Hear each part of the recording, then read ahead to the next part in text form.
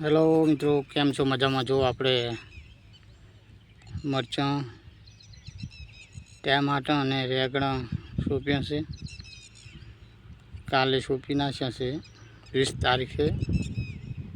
જો આ સવારમાં કમ્પ્લીટ છોટી જાય એવું લાગેલું છે આપણને. ઓલા પલાળ્યા હતા ને હોજના સોંપ્યા હતા 20 તારીખની હોજે. લગભગ બધા સોટી ગયા છે, આપણને દેખાઈ રહ્યા છે. જો કેટલી લાટ જેવા સોટ્યા છે. તો બધા ઓળામાં સોંપ્યા છે, દેખાઈ રહ્યા બધે. તો આ ટમાટી છે, આ ટમાટીનું છે, ટમાટી દેખાઈ રહી.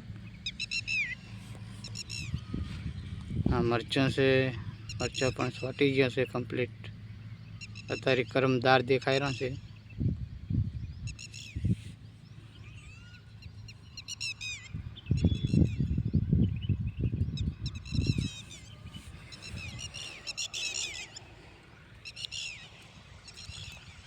જેવા મરચાં સોટ્યા છે.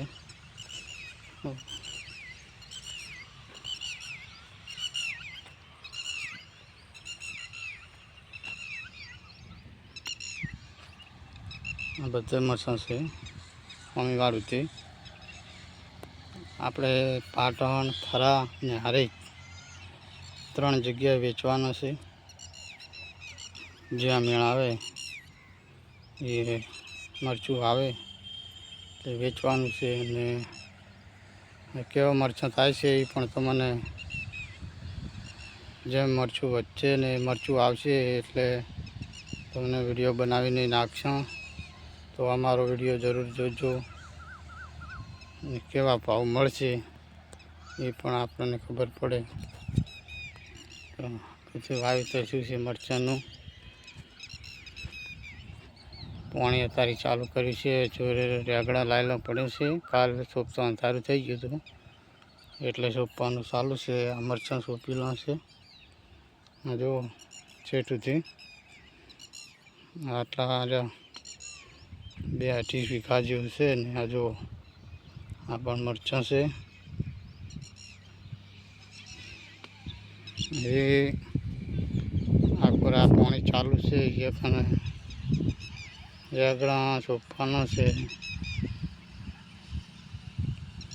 તો અમારે કેવું થાય છે જોવાનું છે. જો અમારા કાકા પાણીવાળા ઉડા બોથે છે, પાણી તૂટે એવું લાગે, જવું પડશે. તો અમે તો મને આગળ વિડીયો બનાવશું તો બતાવશું.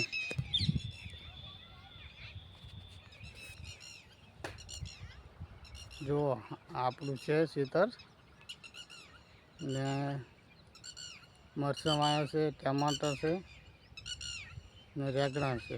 700 ડોકા છે રેગડીના, 500 ડોકા છે ટમાટી ને મરચાં છે 1800 છોડ વાયેલા છે. તો કેવા થશે એ આપણે તમને કહેશું. જય જવાન, જય કિસાન.